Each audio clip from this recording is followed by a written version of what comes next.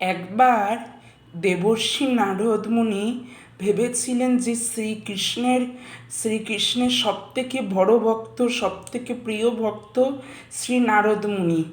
তাই শ্রীকৃষ্ণ তা বুঝিয়ে দিলেন একটা ঘটনায়।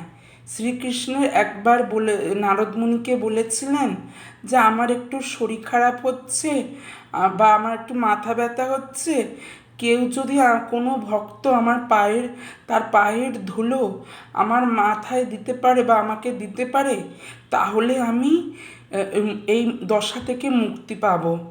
কিন্তু শ্রী নারদ বললেন, এ আমার দ্বারা সম্ভব নয়।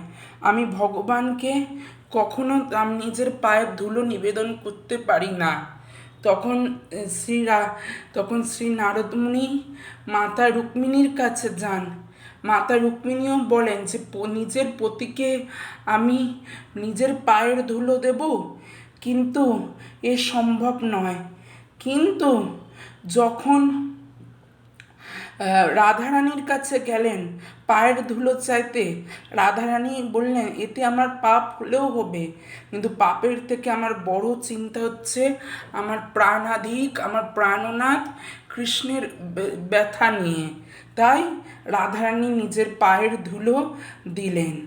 এর থেকেই প্রমাণ হয় যে রাধারানীর মতো বড় ভক্ত, কৃষ্ণ ভক্ত এই জগতে নেই, এই সারা পৃথিবীতে নেই, এই সারা বিশ্ব ব্রহ্মাণ্ডে নেই।